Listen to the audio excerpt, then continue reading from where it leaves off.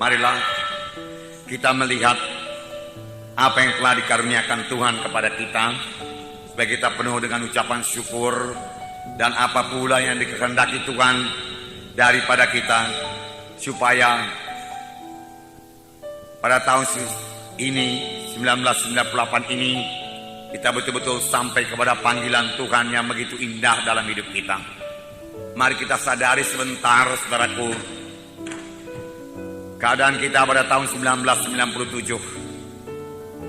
Bagaimana kemajuan rohani kita sepanjang tahun 1997.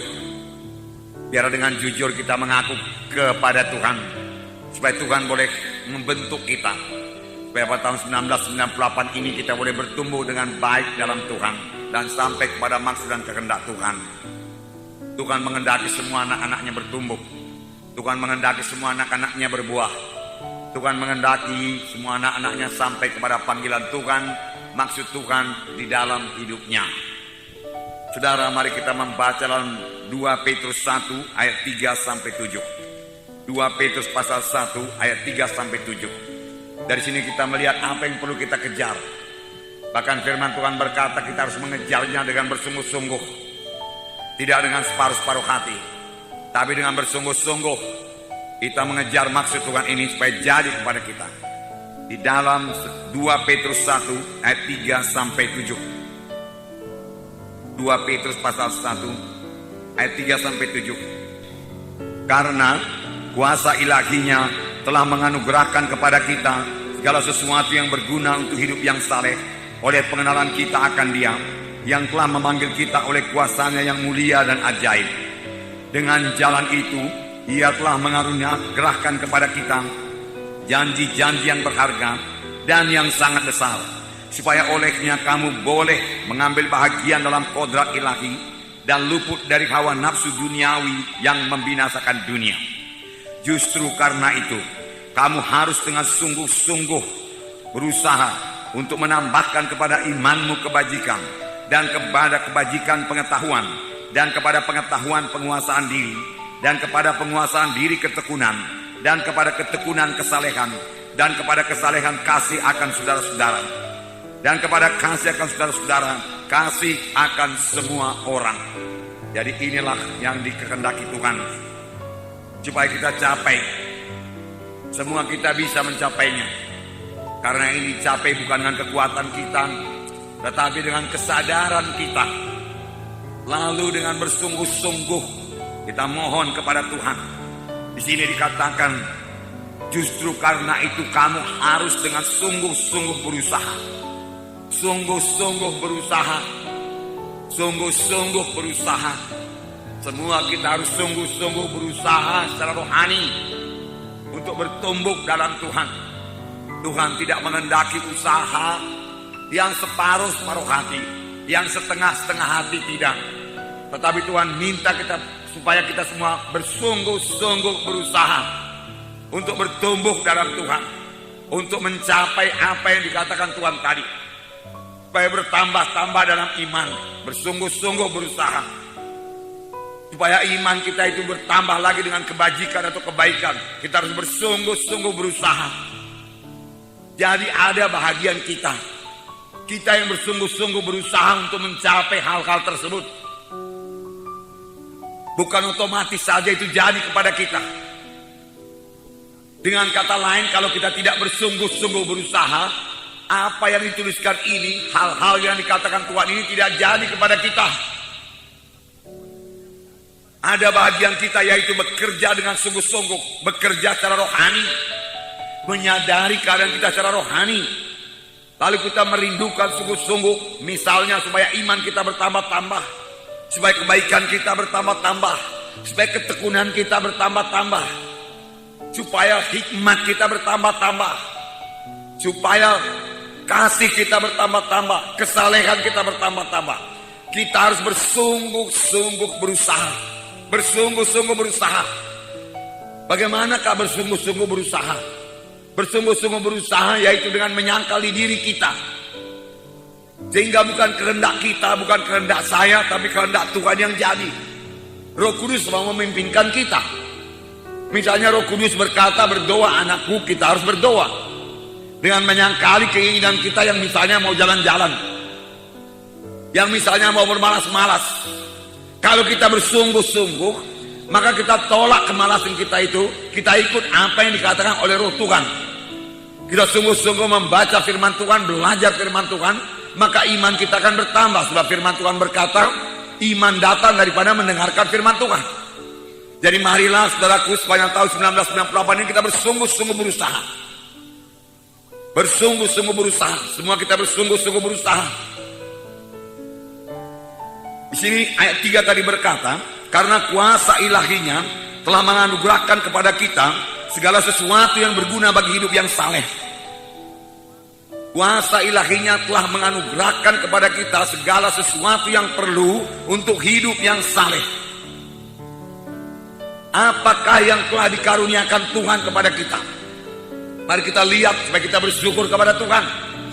Apakah yang telah menjadi milik saudara setelah saudara mengikut Tuhan? Kuasa ilahinya telah mengaruniakan kepada kita segala sesuatu untuk hidup beribadah kepada Tuhan, untuk bisa hidup suci, untuk bisa berdoa. Apakah yang dikaruniakan Tuhan? Yang pertama tentu saja keselamatan jiwa. Kita sudah selamat, itu karunia Tuhan. Dengan anugerah itu kamu diselamatkan. Bukan dengan perbuatan baik saya selamat. Bukan dengan perbuatan baik saudara-saudara selamat. Tapi dengan anugerah itu kami diselamatkan oleh sebab iman. Itu bukan hasil usahamu, tetapi karunia Allah, anugerah Allah yang menyelamatkan saudara. Supaya jangan seorang menyombongkan dirinya. Firman Tuhan berkata, jadi keselamatan sudah dianugerahkan Tuhan kepada kita. Kita selamat dan menjadi anak-anak Allah. Tuhan Yesus dengan Roh Kudus berdiam dalam kita. Jadi kita tidak biasa-biasa lagi, bukan orang dunia lagi, sudah menjadi anak-anak Allah. Itu dikaruniakan Tuhan kepada kita. Yang kedua dikaruniakan Tuhan kepada kita Roh Kudus. Tuhan telah memberikan Roh-Nya kepada kita. Tuhan berkata, aku memberikan kepadamu penolong yang lain yang akan menyertai kamu selama-lamanya. Seorang penolong yang lain yang akan menyertai kamu selama-lamanya, yaitu Roh kebenaran. Dunia tidak dapat menerima dia, sebab dunia tidak melihat dia dan tidak mengenal dia. Tetapi kamu mengenal dia, sebab ia menyertai kamu dan akan diam dalam kamu. Dunia tidak mengenal dia, tetapi kamu mengenal dia. Semua kita kenal Roh Kudus. Semua kita sadar akan Roh Kudus kalau kita mau menyadarinya. Semua kita bisa bersekutu dengan Roh Kudus setiap saat kalau kita rindu bersekutu dengan dia. Semua kita bisa berkata-kata dengan Roh Kudus karena Roh Kudus dalam kita. Kalau saudara minta, kalau saudara mulai berkata-kata dengan Roh Kudus, penolong, dia akan memimpin kamu pada segala kebenaran. Jadi kita mengetahui kebenaran karena Roh Kudus mengajari kita. Inilah yang dikaruniakan Tuhan kepada kita. Sekaligus Roh Kudus akan mengurapi kita luar biasa. Kemudian apa lagi yang diberikan Tuhan kepada kita, dikaruniakan Tuhan kepada kita? Firman Tuhan yang berkuasa sudah diberikan Tuhan kepada kita. Melalui firman Tuhan sudah dengar dalam kebaktian minggu, KKS, training, dan juga saudara baca sendiri itu firman Tuhan itu berkuasa. Berkuasa mengobatkan saudara. Firman Tuhan tidak kehilangan kuasanya. Jadi baik Roh Kudus itu berkuasa, sangat berkuasa. Firman Tuhan sangat berkuasa. Bahkan firman Tuhan punya kuasa untuk menciptakan. Tuhan berkata, jadilah terang. Dia ucapkan firman Tuhan lalu jadi. Dan sampai sekarang kuasa firman Tuhan itu tidak berubah. Firman Tuhan berkuasa mengobatkan saudara.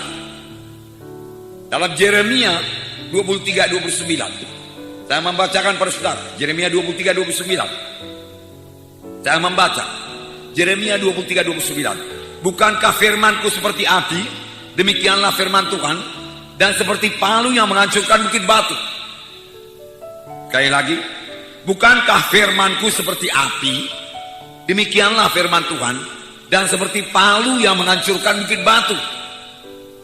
Firman Tuhan seperti api. Kemudian dikatakan lagi firman Tuhan seperti palu yang bisa menghancurkan bukit batu. Apakah maksudnya ini? Firman Tuhan seperti api. Saudara, api itu berkuasa. Api itu bisa membakar sampah-sampah. Dengan perkataan lain, firman Tuhan yang seperti api itu bisa membakar semua sampah-sampah dosa yang ada pada hidup kita. Bagaimanakah jalannya supaya sampah-sampah dosa itu bisa dibakar? Tentu semua kita tidak mau sampah-sampah dosa itu. Baik sampah-sampah dosa dalam pikiran kita, yaitu pikiran-pikiran yang tidak senonoh, biar itu dibakar semua. Bagaimana jalannya? Supaya firman Tuhan seperti api itu bekerja kepada kita, yaitu kita sadar lebih dahulu bahwasanya kita masih memiliki sampah-sampah dosa dan sudah benci kepada sampah-sampah dosa itu, tidak suka lagi kepada sampah-sampah dosa itu. Aku mau bebas daripada sampah-sampah dosa ini. Tidak patut sampah-sampah dosa seperti ini masih mengikat aku. Aku seorang anak Tuhan. Firman Tuhan berkata, hendaklah kamu kudus karena aku kudus. Oleh sebab itu aku harus kudus. Kutolak semua engkau sampah-sampah dosa. Tuhan, biarlah firman-Mu bekerja membakar semua sampah-sampah dosa ini. Ku tinggalkan semua sampah-sampah dosa ini. Maka firman Tuhan akan seperti api membakar sampah-sampah dosa. Dan saudara boleh masuk dalam kesucian Tuhan.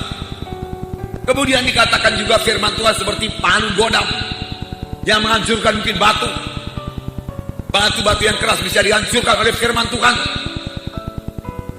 Apakah maksudnya ini? Yaitu firman Tuhan bisa bekerja sebagai palu yang menghancurkan hati yang keras menjadi hati yang lembut kalau kita sudah menyadarinya. Bagaimanakah kita menyadarinya? Dari mendengarkan firman Tuhan. Misalnya pada hari-hari Natal kita mendengarkan mengenai karakter Tuhan Yesus. Salah satu karakter Tuhan Yesus yaitu rendah hati. Rendah hati. Saya katakan waktu itu rendah hati tidak sama dengan rendah diri. Rendah diri saudaraku tidak berani. Rendah diri saudaraku menganggap dirinya tidak layak apa-apa, tidak bisa melayani, tidak bisa bersaksi dan lain sebagainya. Rendah hati itu baik. Rendah hati, tidak meninggikan diri. Tetapi kita mulai sadar setelah mendengarkan firman Tuhan itu, aku tidak rendah hati. Aku masih tinggi hati, aku sombong. Tuhan melawan orang yang sombong. Oh Tuhan, ubahkan aku Tuhan. Hancurkan hatiku yang keras ini Tuhan. Hancurkan hatiku yang sombong ini Tuhan. Dan kita saudara sangat merindukannya. Maka dengan demikian firman Tuhan akan bekerja sebagai palu godam yang menghancurkan hati-hati yang keras. Kita mendengarkan firman Tuhan mengenai Tuhan Yesus yang memiliki roh pelayan. Dia datang melayani murid-muridnya. Firman Tuhan berkata, Tuhan Yesus berkata, aku datang bukan untuk dilayani tapi untuk melayani. Tapi kita tidak suka melayani. Kita mau dilayani. Bahkan kita mau jadi bos. Menyuruh ke sana, menyuruh kemari, memimpin sana, memimpin kemari. Perintah sana, perintah sini. Tuhan tidak berbuat demikian. Tuhan kita roh pelayan. Memiliki roh pelayan, dia melayani. Dan kita merasa diri kita ini belum melayani. Lalu kita sadar, Tuhan, kalau demikian aku tidak seperti Engkau Tuhan. Hatiku Tuhan ini perlu diubahkan, memiliki roh pelayan. Tolong aku Tuhan. Maka firman Tuhan akan bekerja sebagai palu godam, menghancurkan hati sehingga menjadi hati yang lembut, memiliki roh pelayan. Kita mendengar mengenai Yesus yang murah hati, tapi kita belum murah hati, belum suka memberi, belum suka menolong orang lain, tidak murah hati. Tolong hatiku ini Tuhan, ubahkan menjadi hati yang murah hati. Murah hati aku Tuhan, aku harus berubah Tuhan. Maka firman Tuhan berkuasa mengubahkannya. Inilah dikaruniakan Tuhan kepada kita. Luar biasa. Ini sudah dikaruniakan Tuhan kepada kita, biar kita mengerti. Jadi yang pertama tadi apa yang dikaruniakan Tuhan? Keselamatan jiwa. Yesus dalam kita. Dengan Yesus dalam kita, kita bisa berubah. Karena bukan kita lagi, Yesus menyanggupkan kita. Roh Kudus penolong kita yang memimpinkan kita pada segala kebenaran. Mari kita terima itu. Kemudian Tuhan berikan firman-Nya kepada kita. yang sebagai api membakar sampah-sampah dosa, yang sebagai palu godam yang menghancurkan bukit-bukit batu, kekerasan hati, kebandelan, bandel, bisa dihancurkan oleh firman Tuhan. Mementingkan diri sendiri bisa dihancurkan oleh firman Tuhan. Jika kita memperhatikan orang lain dan melayani orang lain, dan memang untuk itulah kita dipanggil. Amin, saudara. Ya, kita dipanggil untuk melayani, bukan untuk dilayani. Kita dipanggil untuk rendah hati, untuk berbuat baik. Dan Tuhan telah memberikan dalam Efesus pasal 4, Efesus pasal 4 ayat 11. Apakah diberikan Tuhan? Dikaruniakan Tuhan dalam sidangnya, supaya sidangnya boleh bertumbuh. Efesus pasal 4 ayat 11. Saya membacakan pada saudara ayat 11. Sini dikatakan, dan ialah yang memberikan baik rasul-rasul maupun nabi-nabi, baik pemberita-pemberita Injil maupun gembala-gembala dan pengajar-pengajar, untuk memperlengkapi orang-orang kudus bagi pekerjaan pelayanan, bagi pembangunan tubuh Kristus, sampai kita semua telah mencapai kesatuan iman dan pengetahuan yang benar tentang anak Allah, kedewasaan penuh dan tingkat pertumbuhan yang sesuai dengan kepenuhan Kristus, sehingga kita bukan lagi anak-anak yang diombang-ambingkan oleh rupa-rupa angin pengajaran, oleh permainan palsu manusia dalam kelicikan mereka menyesatkan, dan seterusnya bertambah teguh dalam Tuhan. Ia telah memberikan kepada kita rasul-rasul, nabi-nabi, pemberita-pemberita Injil, kemudian gembala-gembala dan guru-guru. Gembala-gembala dan guru-guru Tuhan berikan di dalam sidang Tuhan. Dalam sidang Tuhan, di dalam sidang ini juga ada itu, saudaraku. Untuk apa? Untuk mendewasakan anak-anak Tuhan. Jadi Tuhan telah memberikan gereja sebagai sarana untuk mendewasakan anak-anak Tuhan. Karena Tuhan telah melengkapi gerejanya dengan rasul-rasul, dengan nabi-nabi, dengan penginjil-penginjil, dengan gembala-gembala, dengan guru-guru. Tuhan telah melengkapi itu di dalam gereja, bukan di luar gereja. Dalam gereja, supaya anak-anak Tuhan bertumbuh. Dengan demikian, saudaraku, sebenarnya seorang anak Tuhan tidak mungkin mencapai kedewasaan penuh di luar gereja, di luar daripada tubuh Kristus. Tuhan telah memberikan sarananya kepada anak Tuhan tersebut, supaya dia bisa bertumbuh, bertambah dewasa, tidak diombang-ambingkan angin pengajaran lagi, teguh berpegang pada kebenaran, berarti dewasa. Di manakah dia peroleh? Dalam gereja Tuhan. Di mana dalam gereja Tuhan itu Tuhan telah mengaruniakan rasul-rasul, nabi-nabi, penginjil-penginjil, gembala, guru-guru Injil. Gunanya untuk mendewasakan jemaat. Jadi semua kita bisa bertumbuh dalam Tuhan. Amin, saudara. Dengan karunia-karunia Tuhan ini, dengan Roh Kudus dalam saya bisa bertumbuh dalam Tuhan.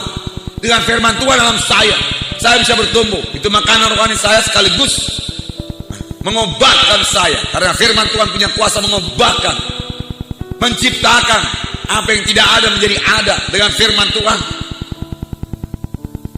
Kemudian Tuhan memberikan lagi rasul-rasul, nabi-nabi, penginjil-penginjil, gembala-gembala sidang untuk mendewasakan tubuh Kristus. Nah, ini semua karunia Tuhan. Karunia Tuhan.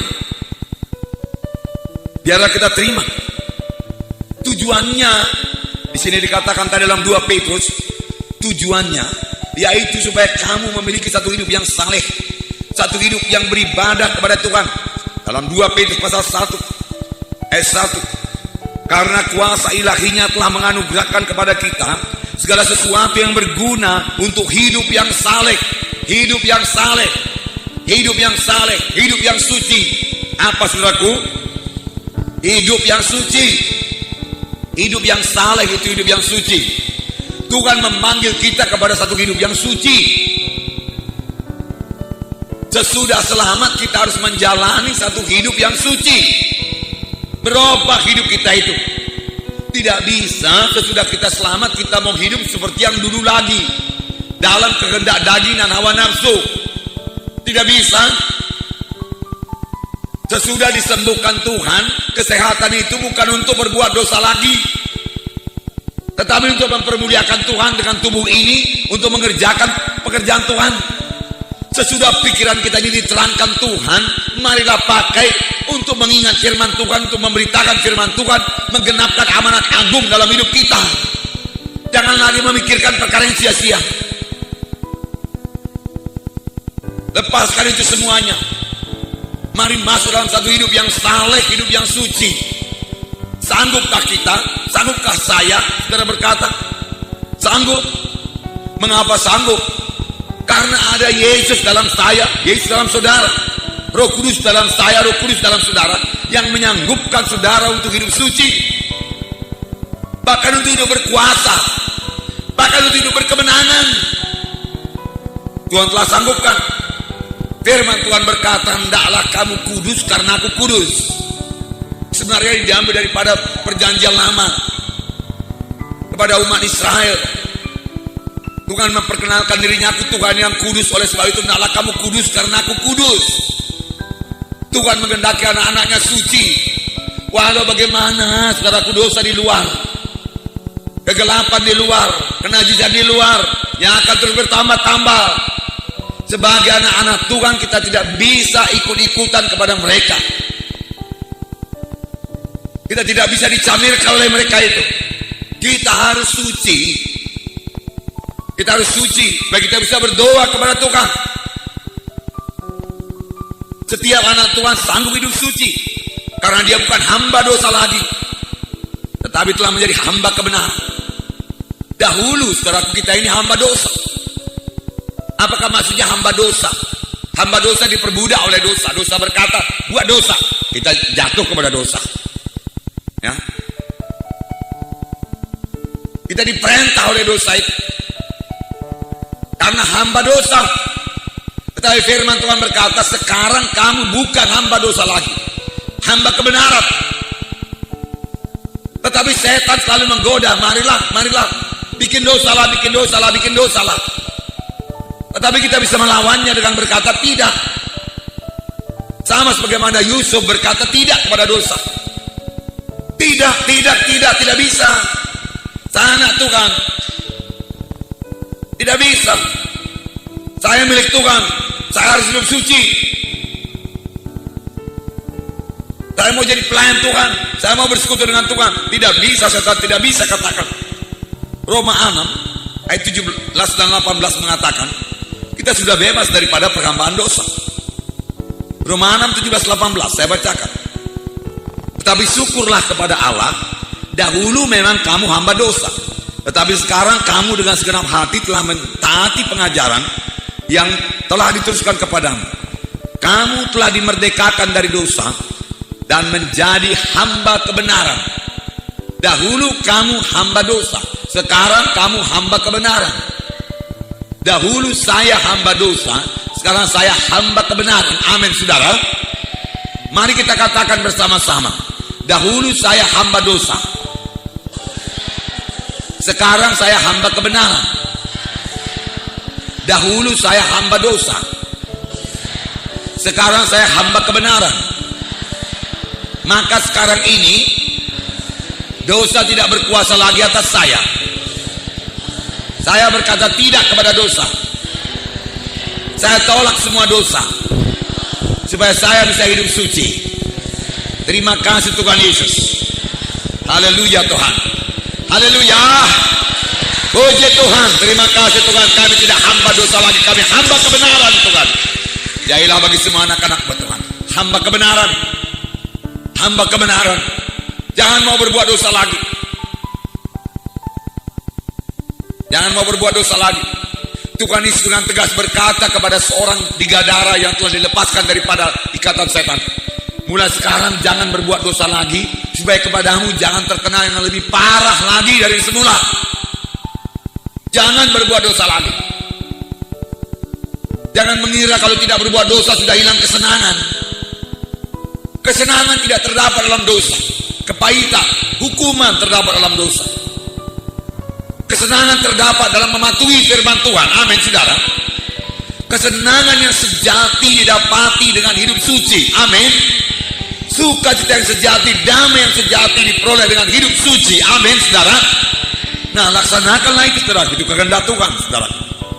Puji Tuhan. Oleh sebab itu berjalan dalam Roh Kudus. Kalau kamu sudah dihidupkan oleh Roh Kudus, marilah kita berjalan dalam Roh Kudus. Marilah kita bersekutu dengan Roh Kudus. Roh Kudus dalam saudara, bersekutu selalu kepadanya, berkata-kata dengan dia. Inilah hidup baru saudara, setelah saudara selamat. Hidup baru. Puji Tuhan, puji Tuhan. Jikalau dengan Roh Kudus yang di dalam saudara itu kamu mematikan perbuatan tubuh, perbuatan daging, maka kamu akan hidup. Jikalau dengan roh itu kamu mematikan perbuatan tubuh, maka kamu akan hidup. Hidup. Jadi kita bisa mematikan perbuatan tubuh, kehendak daging, bisa kita matikan dengan Roh Kudus yang dalam kita. Kita tolak, kita kalahkan dia, sehingga kita tetap berjalan dalam roh, berjalan dalam kesucian Tuhan. Firman Tuhan berkata dalam 2 Korintus pasal 7 ayat 1. 2 Korintus pasal 7 ayat 1.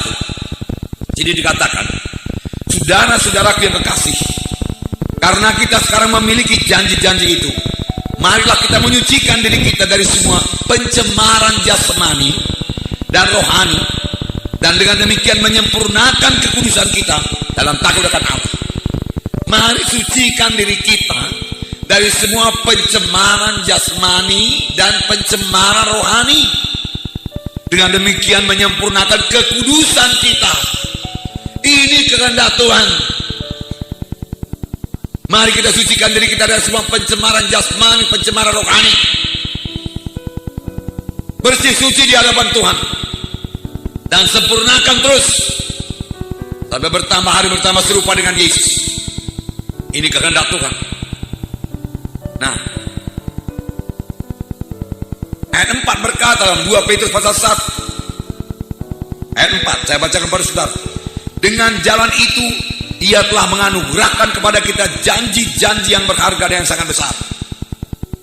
Janji-janji yang berharga dan sangat besar, supaya olehnya kamu boleh mengambil bagian dalam kodrat ilahi dan luput dari hawa nafsu duniawi yang membinasakan dunia. Dan tidak ikut binasa dengan dunia ini. Dunia ini akan dibinasakan, saudaraku. Tetapi kita lebih dahulu terangkat bersama-sama dengan Yesus ke sorga. Tuhan telah menganugerahkan kepada kita janji-janji yang berharga dan sangat besar. Kalau Tuhan berjanji, Tuhan pasti menggenapinya. Tuhan telah mengaruniakan kepada saudara janji-janji. Janji-janji. Tuhan telah mengaruniakan kepada kita janji-janji yang berharga dan sangat besar. Apakah itu janji-janji yang berharga dan sangat besar? Banyak. Beberapa di antaranya, saudaraku, saya bacakan pada saudara Yeremia 29 ayat 11. Yeremia 29 ayat 11. Saya membacakan. Sebab aku ini mengetahui rancangan-rancangan apa yang ada padaku mengenai kamu. Demikianlah firman Tuhan, yaitu rancangan damai sejahtera, bukan rancangan kecelakaan, untuk memberikan kepadamu hari depan yang penuh harapan. Dan apabila kamu berseru dan datang untuk berdoa kepadaku, maka aku akan mendengarkan kamu. Apabila kamu mencari aku, kamu akan menemukan aku.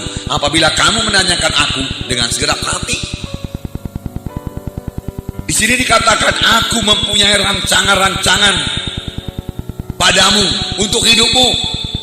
Apakah itu? Rancangan damai sejahtera, bukan rancangan kecelakaan. Jadi kalau yang kecelakaan itu bukan dari Tuhan, itu bukan direncanakan Tuhan. Tuhan tidak pernah merencanakan yang jelek bagi anak-anaknya, yang tidak baik bagi anak-anaknya. Aku mempunyai rancangan damai sejahtera bagi kamu, untuk dengar kamu, untuk memberikan kepadamu hari depan yang penuh harapan. Amin. Hari depan yang penuh harapan. Amin. Ini rancangan Tuhan dalam hidup saudara. Dan rancangan persekutuan yang indah diberikan Tuhan. Di sini dikatakan firman Tuhan. Dan apabila kamu berseru dan datang untuk berdoa kepadaku, aku akan mendengarkan kamu. Apabila kamu mencari aku, kamu akan menemukan aku. Apabila kamu mencari aku dengan segenap hati.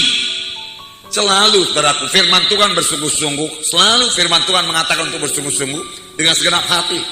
bersungguh-sungguh dengan segenap hati. Sebab Tuhan kita Tuhan yang bersungguh-sungguh. Dalam hari Natal kita mempelajari mengenai antusias, yaitu bersungguh-sungguh. Tuhan Yesus bersungguh-sungguh. Tuhan memang tidak suka kalau kita melayani separuh-separuh hati, berdoa asal-asalan saja. Tuhan mau kita berdoa dengan bersungguh-sungguh. Tuhan mau kita berdoa dengan segenap hati. Maka kamu akan menemukan aku, maka aku akan menjawab engkau. Aku akan menyatakan diriku, aku akan menjawab engkau. Kalau kamu berdoa dengan sungguh-sungguh, rancangan-rancanganku kepadamu adalah rancangan-rancangan untuk masa depan yang penuh harapan, bahagia, damai, sejahtera. Amin. Ini rancangan Tuhan. Tuhan menyatakannya. Ini janji-janji Tuhan. Rancangan keberhasilan. Susah kali kau untuk berhasil, saudaraku. Tidak, saudaraku, tidak. Susah kali kau untuk berhasil. Tidak, saudaraku. Setujukah saudara? Bagi anak-anak Tuhan semua harus berhasil. Terimalah keberhasilan ini, saudaraku. Terimalah. Bukan untuk saudara sendiri, saudaraku, untuk menolong orang lain juga. Hidup kita ini bukan untuk hidup kita sendiri saja, tapi kita pikirkan orang lain juga, saudaraku.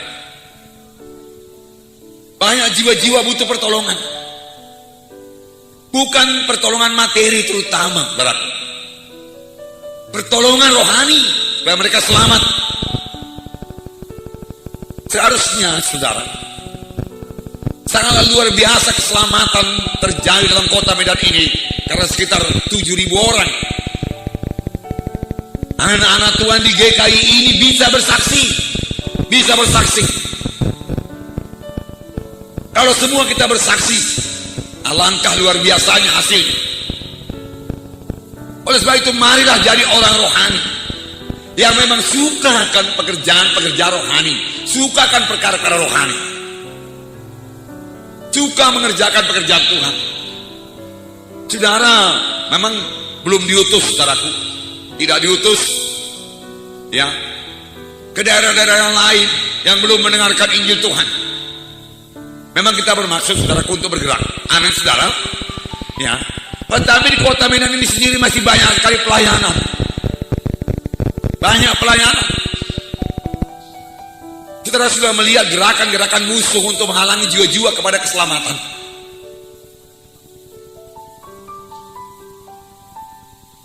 Saya harap saudara mengerti dalam hal ini, saudara, untuk menjauhkan jiwa-jiwa dari keselamatan, untuk menjauhkan mereka daripada firman Tuhan, untuk menutup mata rohani mereka, untuk memutakan mata rohani mereka supaya mereka tidak mengenal Injil kebenaran Tuhan. Bertambah lambat kita bergerak, bertambah berhasil dia membutakan jiwa-jiwa itu dan mengikat jiwa-jiwa itu ke neraka yang kekal. Oleh sebab itu kita harus cepat bergerak, dan Tuhan menyertai kita. Tuhan telah memberikan kita firman-Nya yang berkuasa. Tuhan telah memberikan Roh Kudus untuk mengurapi kita. Nah, jadi Roh Kudus juga sudah diberikan Tuhan untuk mengurapi kita. Inilah yang sudah dikaruniakan Tuhan kepada kita. Kalau saudara mulai bersaksi, Roh Kudus akan bergerak menghidupkan firman Tuhan saudara baca, yang saudara sampaikan itu. Jangan katakan saya nggak bisa menginjil, saya nggak bisa bersaksi. Saya yang paling tidak bisa, saudara. Banyak sekali kekurangan, tapi saya menyerahkan seluruh hidup saya kepada Tuhan, dan itu menyebabkan saya menyerahkan diri sepenuh kepada Tuhan, sehingga terjadi seperti yang dikatakan Rasul Paulus, pada waktu aku lemah, disitulah aku kuat. Saya suka mengerjakan pekerjaan Tuhan. Saya suka melihat jiwa-jiwa selamat, berubah. Saya menginjil. Walau saya tidak pandai menyanyi, yang seharusnya sangat dibutuhkan dalam sebagai seorang penginjil, tapi saya bersandar kepada Tuhan. Waktu itu saya panggil seorang teman saya yang bisa menyanyi, dan kami boleh bekerja sama. Dia memimpin nyanyian, saya mengabarkan Injil. Puji Tuhan, Tuhan memimpin terus. Tapi kita harus mau. Dan firman Tuhan berkata, pekerjaan-pekerjaan yang aku kerjakan akan kamu kerjakan. Bahkan pekerjaan lebih besar daripada ini akan kamu kerjakan, sebab aku pergi kepada Bapa. Jadi sebenarnya bagi orang-orang Kristen, bagi anak-anak Tuhan, mujizat itu soal biasa, kesembuhan itu soal biasa, amin saudara. Berimanlah kepada Tuhan, mulai daripada saudara sendiri. Kalau ada penyakit, mohon kesembuhan, Tuhan sembuhkan saya Tuhan. Di dalam nama Yesus, di dalam nama Yesus. Demam engkau tinggalkan saya dalam nama Yesus. Flu engkau pergi dalam nama Yesus. Tahu saudara mengalami mujizat Tuhan? Bisakah itu saudaraku? Bisa, biar itu menjadi biasa dulu, biasa. Di KKS, doakan. Saudara mau KKS yang dibanjiri oleh jiwa-jiwa mudah, saudaraku. Doakan jiwa-jiwa yang sakit. Doakan dalam nama Yesus. Seperti kata firman Tuhan tadi, doakan dengan sungguh-sungguh. Doakan dengan sungguh-sungguh. Puji Tuhan. Untuk keberhasilan kebutuhan di dalam dunia ini, Tuhan berkata dalam buku Mazmur, laksanakan saja ini, maka ini akan menjadi milik saudara. Saya bacakan Mazmur pasal 1 ayat 1 sampai 3. Berbahagialah orang yang tidak berjalan menurut nasihat orang fasik, dan tidak berdiri dalam jalan orang berdosa, dan tidak duduk dalam kumpulan orang pencemooh. Ini syaratnya. Jangan kompromi dengan dosa. Jangan ikut-ikutan dengan orang duniawi ini. Dalam perkataan, perbuatan, tingkah lakunya, jangan seperti orang dunia. Berubah. Ucapan saudara lain daripada ucapan orang dunia ini. Dia akan membutuhkan ucapan saudara. Dia membutuhkan itu. Ayat 2, Mazmur 1 ayat 2. Tetapi yang kesukaannya ialah Taurat Tuhan, mengasihi firman Tuhan, mengasihi firman Tuhan. Firman Tuhan dalam tahun baru dikatakan hatinya melekat kepadaku, melekat kepada firman Tuhan, merenungkan firman Tuhan. Ayat 2, tetapi yang kesukaannya ialah Taurat Tuhan, dan merenungkan Taurat itu siang dan malam. Memang kalau sudah cinta kepada firman Tuhan, kita mesti renungkan firman Tuhan. Firman Tuhan berkata, jikalau kamu mengasihi dunia ini, tidak ada padamu kasih Bapa. Tidak hidup firman Tuhan itu. Firman Tuhan bukan untuk hari Minggu saja, saudaraku. Firman Tuhan untuk segala hari. Untuk berkuasa dalam hidup saudara. Untuk menuntut saudara pada segala kebenaran. Untuk mengobatkan saudara. Inilah waktunya, saudaraku. Kita tidak bisa sama dengan orang dunia ini. Kita mengalahkan dunia ini. Ayat 3. Ia seperti pohon yang ditanam di tepi aliran air, yang menghasilkan buahnya pada musimnya, dan tidak layu daunnya, apa saja yang diperbuatnya berhasil. Murah saja kepada Tuhan. Ya. Kalau tidak berhasil bukan salah Tuhan, salah kita. Berbahagialah orang tidak duduk dalam himpunan orang pencemooh, tidak mengikuti orang fasik, dia katakan. Ya, tidak berdiri dalam jalan orang berdosa, tidak ikut-ikutan berdosa. Itu yang pertama syarat-syaratnya. Kemudian diminta Tuhan lagi apa? Yang suka akan firman Tuhan dan merenungkannya siang dan malam. Suka akan firman Tuhan. Kuncinya apa? Firman Tuhan, firman Tuhan, firman Tuhan. Kemudian dikatakan ia akan menjadi seperti pohon yang tumbuh pada tepi aliran air, yang menghasilkan buahnya pada musimnya, tidak layu daunnya, apa saja yang diperbuatnya berhasil. Apa saja yang diperbuatnya berhasil. Apa yang dipegangnya berhasil. Tidak bisa ditipu, tidak bisa gagal, berhasil. Tuhan tidak mengenal kegagalan. Pernahkah saudara baca dalam Alkitab Tuhan gagal? Enggak pernah. Tuhan mau anak-anak yang berhasil. Amin saudaraku.